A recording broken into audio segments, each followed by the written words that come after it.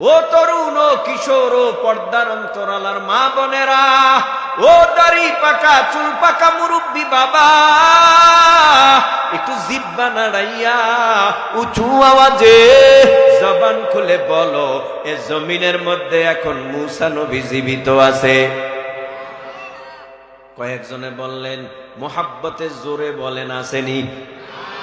আগামী সপ্তাহে আপনাদের ময়মনসিংহ জেলায় দিনের দাওয়াত নিয়ে আসবেনি। তাহলে মূসা নবী জমিনের মধ্যে নাই, এ জমিনের মধ্যে দাউদ নবী নাই, ঈসা নবী নাই, আমার নবী আপনার নবী মুহাম্মদুর রাসূলুল্লাহ সাল্লাল্লাহু আলাইহি ওয়াসাল্লাম নাই। মূসা নবীর বিদায়ের পর সারা দুনিয়া তন্ন তন্ন করে খুঁজলেও আসমানি কিতাব তাওরাত খুঁজে পাওয়া যাবে না। মূসা নবী বিদায়, তাওরাত বিদায়। দাউদ নবীর বিদায়ের পর সারা দুনিয়ার জমিনে জাবুর কিতাব তন্ন তন্ন করে খুঁজে পাওয়া যাবে না। দাউদ নবীও বিদায়, জাবুরও বিদায়। ঈসা নবীর বিদায়ের পর ইনজিল খুঁজে পাওয়া যাবে না। ঈসা নবীর বিদায়, ইনজিলও বিদায়। ও যুবক, আমার নবীও তো বিদায় হলো ১৫০০ বছর আগে। আমার নবী, মায়ার নবী, রাহমাতুল লিল আলামিন, ওই মদিনার রওজা মোবারকে সবুজ গম্বুজের নিচে বিশ্রামে একটু জিহ্বা নাড়ায় বলো না ভাই, আমার নবীর বিদায়ের পর নবীর উপরে নাজিলকৃত মহাগ্রন্থ আল কোরআন আজও সারা দুনিয়ার জমিনে আছে না নাই? কি ব্যাপার? সহিফা নাই কেন? সহিফাও আসমানি কিতাব, কোরআনও আসমানি কিতাব, তাওরাতও আসমানি কিতাব। এ জমিনের মধ্যে কোরআনও আসমানি কিতাব। তাওরাত নাই, কোরআন আছে কেন? জাবুরও আসমানি কিতাব, কোরআনও আসমানি কিতাব। জাবুর নাই, কোরআন আছে কেন? ইনজিলও আসমানি কিতাব, ইনজিল নাই, কোরআন আছে কেন? আল্লাহ পাক রব্বুল আলামিন ইনজিল, তাওরাত, জাবুর আর সহিফা নাজিল কইরা বলেন নাই আমি আল্লাহ নিজে জিম্মাদারি নিলাম, হেফাজত করব। কিন্তু আল্লাহ কোরআন নাজিল করার পর আল্লাহ পাক রব্বুল আলামিন বলে, ইন্না নাহনু নাযালনা যিকরা ওয়া ইন্না লাহু লাহাফিজুন।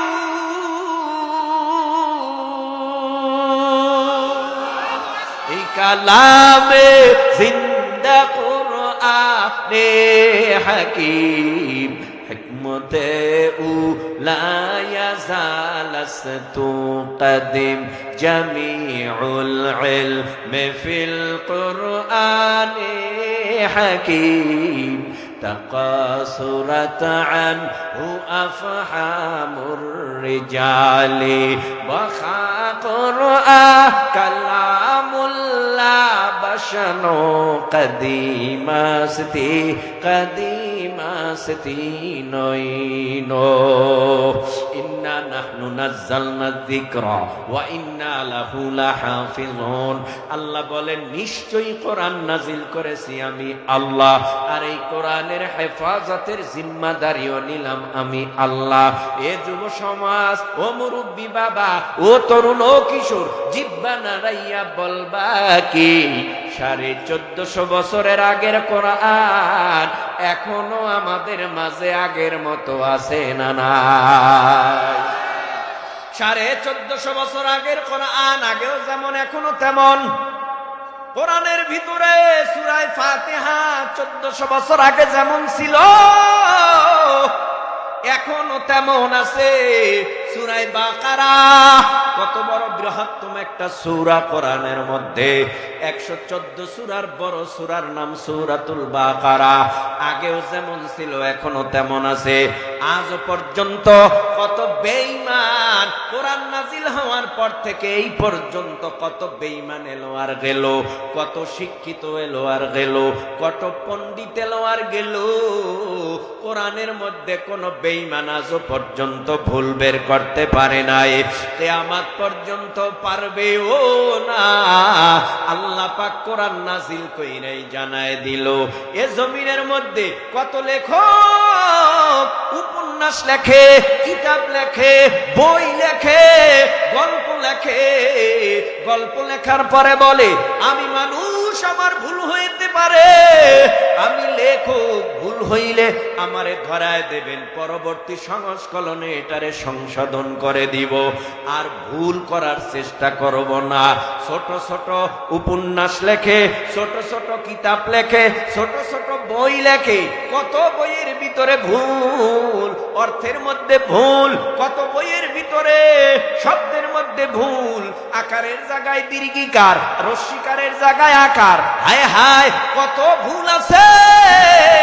আল্লাহ পাকের এত বড় কোরআন, আল্লাহ পাক নিজেই বলে এটা এমন কিতাব, যালিকাল কিতাবু লা রাইবা ফীহি হুদাল লিল মুত্তাকিন।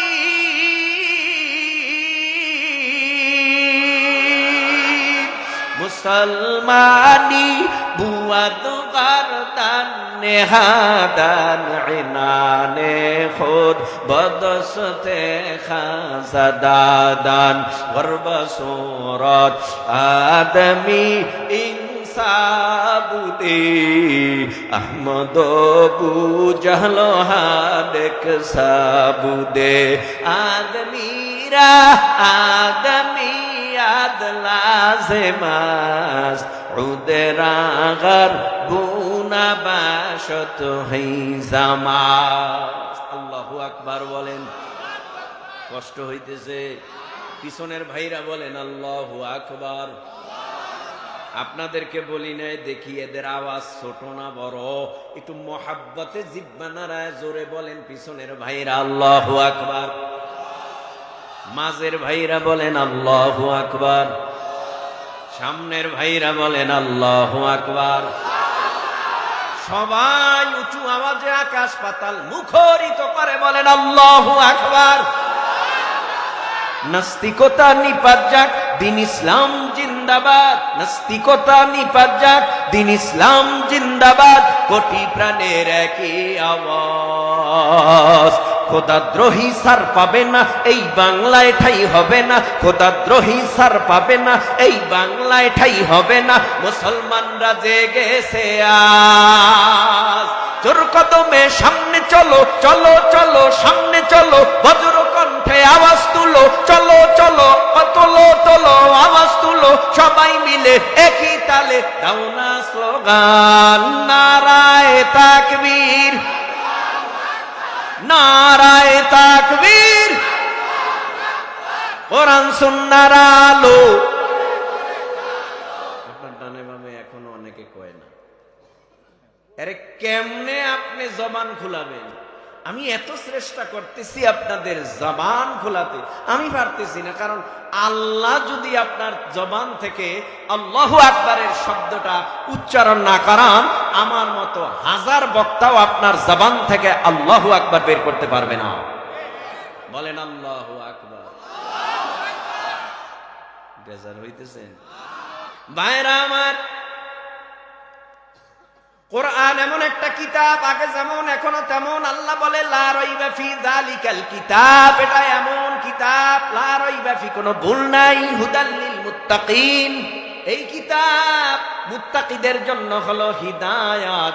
মুত্তাকি কারা? ইত্তাকুল্লাহ, আল্লাহকে যারা ভয় করে, কোরআনের ভাষায় তাদেরকেই মুত্তাকি বলা হয়। কোরআনটা কেমন কিতাব? ধরলে সওয়াব, দেখলে সওয়াব, পড়লে সওয়াব, শুইলে সওয়াব। আল্লাহু আকবার। কোরআনটা কেমন? বলে এই কোরআনটার ভেতরে যদি একটা কাগজের টুকরা ঢুকাইয়া কালো অক্ষরের লাইনগুলি যদি টাইনা টাইনা পড়া হয়, কাগজের টুকরার দাম আলাদা বেড়ে যায়। কোরআনের ভিতরে যদি একটা কাগজের টুকরা ঢোকার পরে দাম বেড়ে যায়, একটা কোরআনটা যদি একটা কার্ডের উপরে, রেহালের উপরে, বেঞ্চের উপরে যদি রাখা হয়, টুলের উপরে, ওই বেঞ্চটার, টুলটার, ওই রেহালটার দাম বেড়ে যায়। কোরআনটা যদি একটা কাপড়ের জুজদান অথবা কাবারের মধ্যে ঢুকাইয়া গিলাফ বানাইয়া এরপরে যদি উপরে উঠায় রাখা হয়, কাপড়ের দাম বেড়ে যায়। কাপড়টা কোরআন না, কাগজের টুকরাই তো কোরআন না, কাঠটাই তো কোরআন না, তাহলে দাম বাড়লো কেন? বলে কোরআনের সহবতে কাঠ থাকার কারণে কাঠ দামি হয়ে যায়। ও ভাই, কাগজের টুকরা কোরআনের সহবতে থাকার কারণে কাগজের টুকরা দামি হয়ে যায়। এ জমিনের মধ্যে কাপড়ের টুকরার দাম কোরআনের সহবতে থাকার কারণে দামি হয়ে যায়। যার সিনার মধ্যে আল্লাহর কোরআন আছে, তারাও যদি কোন আল্লাহর বান্দা যদি ওই কোরআন যার সিনায় আছে তাদের সহবতেও যদি বসিয়া যায়, তাদের দামও আমার আল্লাহর আদালতে বেড়ে যায়। সহবতে সালেহ তোরা সালেহ কুনাত, সহবতে তালেহ তোরা তালেহ কুনাত। এক জামানা সহবতে বা আউলিয়া বেহতারা जो सद साले ताअत बेरिया। माइले मोमेन सोए मोमेन मिशावात, माइले काफिर सोए काफिर मिशावात। এবার বলেন কোরআনে সূরা কয়টা? হ্যাঁ, আপনারা কথাই বলেন না, আমার সাথে রাগ করছেন। কোরআনের মধ্যে 114টা সূরা। সবচেয়ে বড় সূরার নাম সূরাতুল বাকারা, সবচেয়ে ছোট সূরার নাম সূরাতুল কাউসার। আমি যে একটা সূরা পড়েছি এটাও ছোট সূরা, তবে কাউসারের চেয়ে একটু বড়। ও ভাই, সূরাটার নাম সূরাতুল আসর। ও ভাই, এ সূরার উপরে কিছু সময় কথা চলুক, বিরক্ত হবেন না তো। যদি কোরআন ও হাদিসের কথা আপনার সিনায় লাগে, যদি ব্যথা পান, ধৈর্য সহকারে বসে থাকতে হবে। ব্যথা পাইলেও এক চুল পরিমাণ পিছপা হওয়া যাবে না। ডাক্তারের কাছে গেছো, ডাক্তার কয় অপারেশন করা লাগবে, ক্যান্সার হয়েছে, বড় মুসিবত। ডাক্তারের সাথে উল্টা তর্ক করে রোগী দৌড়াইয়া চলে আসলো, রোগ ভালো হবে। কোরআন ও হাদিসের মেডিসিন, ঘা এত বড় হয়ে গেছে, ওই ঘায়ে যদি কোরআন ও হাদিসের মেডিসিন লাগে একটু জ্বলবে, জ্বলার পরেও উঠা যাবে না। ধৈর্য সহকারে বৈশা শুরু থেকে শেষ পর্যন্ত শোনার পর এরপরে যদি এখান থেকে যাওয়া যায়, অন্তরের ভেতরে কোনো রোগ থাকবে না। আল্লাহ পাক রব্বুল আলামিন এই সূরার প্রথমে শপথ কেটেছেন, কসম কেটেছেন। আল্লাহ বলেন ওয়াল আসর, সময়ের শপথ, কালের কসম। ও পর্দার অন্তরালার মা, যুবক, তরুণ, কিশোর, মুরব্বী, আল্লাহ যদি কসম নাও কাটেন, আল্লাহর কথা বেঠিক না সঠিক? আল্লাহ কসম কাটলেন কেন? মুফাসসিরিন ইকরামরা বলেন, আল্লাহর কথার গুরুত্ব বুঝাইতে যাইয়া আল্লাহ পাক কসম কেটেছেন, যাতে করে মানুষগুলো গুরুত্ব সহকারে সামনের কথাগুলি মানে। আর সামনের কথা মানলেই বান্দা আল্লাহর জান্নাতের মেহমান। আল্লাহ বলেন সময়ের শপথ, আল্লাহ আসর, ইন্নাল ইনসানা লাফি খুসর। দুনিয়ার মধ্যে যত ইনসানের দল, আল্লাহ কয় কসম, শপথ, সময়ের শপথ, ইনসান দুনিয়ায় যত আছে সকল ইনসানের দল হলো ক্ষতিগ্রস্ত, সকল ইনসানের দল জাহান্নামের বাসিন্দা, সকল ইনসানের দল আল্লাহর জাহান্নামী। ও ভাই, এ দুনিয়ার মধ্যে বাবা আদম থেকে শুরু করে এ পর্যন্ত যত মানুষ এসেছে, কিয়ামত পর্যন্ত যত মানুষ আসবে, সমস্ত মানুষই তো ইনসান। আল্লাহ পাক খাসভাবে বলেন নাই, আমভাবে বলেছেন দুনিয়ার মধ্যে যত ইনসানের দল, সকল ইনসানের দল হলো ক্ষতিগ্রস্ত। আমাদের এই দুনিয়ার জমিনে মুসলমান আছে, হিন্দু, বৌদ্ধ, খ্রিস্টান, এহুদি, নাসারা, চাকমা, মক্সি, আরো যত ধর্ম অবলম্বী আছে আমার নাম অজানা। আল্লাহর এই দুনিয়ার জমিনের মধ্যে শুধু মুসলমানেরাই আল্লাহ মানে, এছাড়া যত বেঈমানওয়ালা বেঈমান আছে কেউ আল্লাহ মানে না। আল্লাহ পাক এখানে মুসলমানদের কেউ ছাড়েন নাই, সবাইকেই বলেছে ইনসানের দল সবাই ক্ষতিগ্রস্ত, জাহান্নামের বাসিন্দা। তবে এই কথা বলে আল্লাহ থামিয়ে দেন নাই, দেয়াল লাগায় দেন নাই, সমাপ্ত করেন নাই।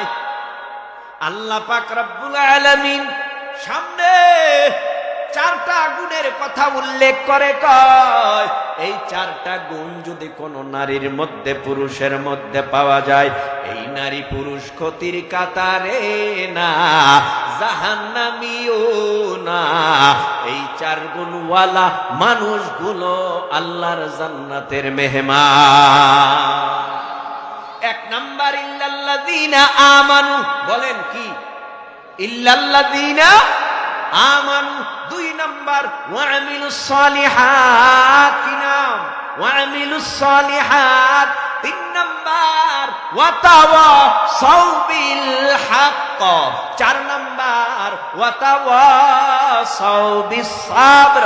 এই চারটা গুণ ইল্লাল্লাযীনা আমানু, এক নম্বরে ঈমানের গুণ, দুই নম্বর ওয়ামিলুস সালিহাত, নেক আমলের গুণ, তিন নম্বর সদা সর্বদা হকের আহ্বানের গুণ অথবা হকের উপরে ইস্তেকামাতের থাকার গুণ, চার নাম্বার যত প্রকারের মুসিবত আসবে সমস্ত মুসিবতে ধৈর্যের গুণ।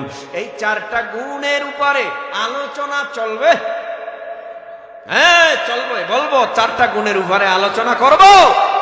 কষ্ট হবে না তো? নাকি তাবারাকের আশায়, বিরিয়ানির আশায় বয়ে রয়েছে? বিরিয়ানি তো দেব, তবে সময় মতো দেব। মোনাজাত না দেওয়া পর্যন্ত বিরিয়ানি পাওয়া যাবে না। মুমিনের কাছে বিরিয়ানি বড় না, মুমিনের কাছে সবচাইতে বড় জিনিসের নাম কোরআন। ঠিক কিনা? তো কোরআনের বয়ান শুনি, বিরিয়ানি পাইলে পাইলাম না পাইলে নাই। কথা কন না কেন? পাইলে পাইলাম না পাইলে নাই। ওটা কেন? কই যায়? এই যায় কই? এক নম্বরে গেলে নিয়ম মাইনে যাইতে হইবে তো। নিয়ম কি? এখানে যারা বসছেন চতুর্দিকে আটকানো না, এটা একটা ক্লাস, হল রুম। এখান থেকে যেতে হলে আঙ্গুল জায়গায় যাবেন। যদি পেশাবে যান বলবেন এক নাম্বার, যদি বাথরুমে যান বলবেন দুই নম্বর, যদি বিড়ি খাইতে যান বলবেন তিন নম্বর। বিড়ি খোরও তো আছে, তামনের এখানে বসাই রেখে লাভ কি? তামনেও যায় টাইনে হেন, আর টানবেন কই? আপনার তো অভ্যাস আছে বাথরুমে যায় বিড়ি টানা। আজীব ব্যাপার, ফল খায় না, ভাত খায় না, মাছ খায় না, বাথরুমে যেয়ে বিড়ি খায় কেন? বিড়ি খর কয় পায়খানা ক্লিয়ার করি। কত বড় আলেহা MBBS ডাক্তার ফয়দা হয়েছে সমাজে। বিড়ি খাইলে বলে পায়খানা ক্লিয়ার হয়। কুত্তায় ঘি খায়, চিনি খায়, গুরু ফিরে চাটা দেয়। আর বিড়ি খররা যতই ছেলে কয় মেয়ে কয় বিড়ি খাইও না, তোমার মুখের থেকে দুর্গন্ধ কয়, তুমি আমারে চুমা দিবা না। স্ত্রী কয় বিড়ি খাইয়া আমার রুমে ঢুকবা না, আমার কম্বলের নিচে আসবা না। তারপরও কয় বিড়ি খররা কয় ছেলে মেয়ে ছাড়তে রাজি, বউ ছাড়তে রাজি, মাগার বিড়ি ছাড়তে রাজি না।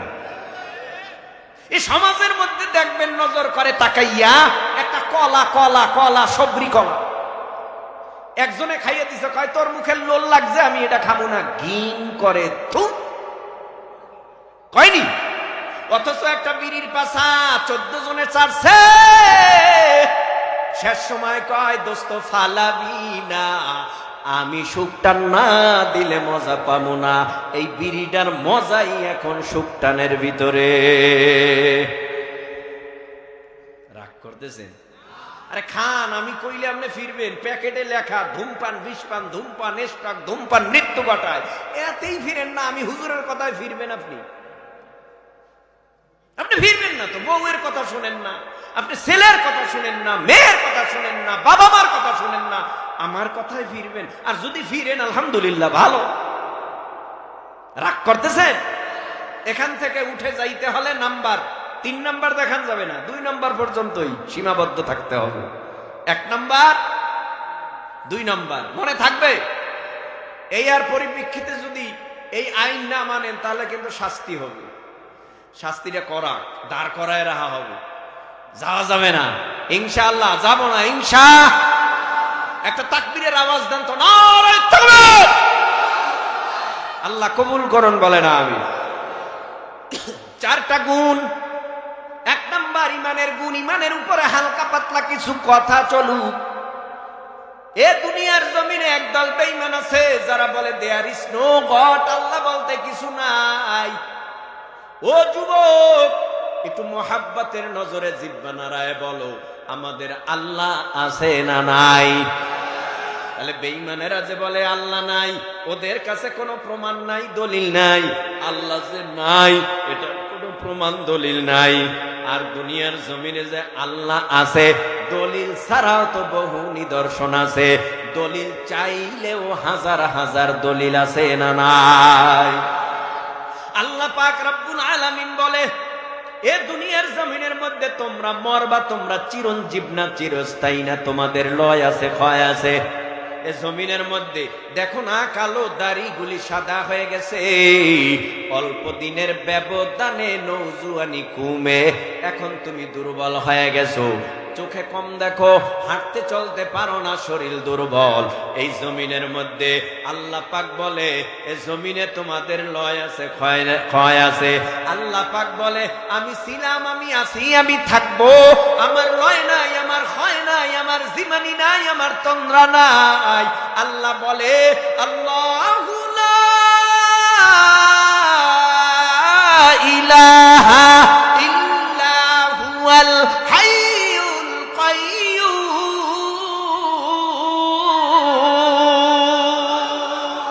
লা তাখুযুহু সিনাতুন ওয়ালা নাওম। আল্লাহ বলেন, আমি চিরঞ্জীব, আমি চিরস্থায়ী, আমার লয় নাই, আমার ক্ষয় নাই। ও ভাই, আবারও বলো, আমাদের আল্লাহ আছে না নাই? দুনিয়ার জমিনে বেঈমানেরা কয় আল্লাহ নাই। এজন্যই তো যারা ঈমান আনত তাদের উপরে চড়াও হয়ে যেত বেঈমানেরা। ঈসা আলাইহিস সালামকে আল্লাহ আসমানে উঠায় নেওয়ার পর জমিনের মধ্যে 600 বছর কালেমার দাওয়াত নাই, ইসলামের কথা নাই, তাওহীদের কথা নাই, হকের আওয়াজ নাই। 600 বছর ওই মক্কার জমিনটা পুরা অভদ্রে ভরে গেল, অসভ্যতে ভরে গেল, কুফরিতে সয়লাব হয়ে গেল। মানুষ হাত দিয়া মূর্তি বানাইয়া নাম রাখছে লাত, মানাত, উজ্জা। উজ্জার কাছে চায়, মানাতের কাছে চায়, লাতের কাছে চায়। আগুনের পূজা করে মানুষগুলো, নিম গাছ, বট গাছ, তুলসী গাছের পূজা করে মানুষগুলো। সাপের সামনে দুধ কলা দিয়া সাপের ইবাদত করে। কি আশ্চর্য ব্যাপার! ওই তদানীন্তন সময় মানুষগুলি এত বড় অসভ্য হয়ে গেল, কে ভাই কে বোন কোনো পার্থক্য নাই, হিতাহিত জ্ঞান নাই, মানুষের মধ্যে বুঝাপড়া নাই। ও আমার বোন, ওর সাথে আমার অপকর্ম, জেনা করা যাবে না। এমনকি ভাই বোনের সাথে জেনা করে অবাধে। কেউ কারো কাছে, কেউ কাউকে কিছু বলতে পারে না, কারণ জামানাটা ছিল অন্ধকার, অসভ্যের জামানা। আল্লাহ পাক ওই জামানাটাকে কোরআনের ভাষায় জাহিলিয়াতের যুগ বলেছে। ওয়াকারনা ফি বুয়ুত ওয়ালা তাবাররাজনা তাবাররুজাল জাহিলিয়াতিল উলা।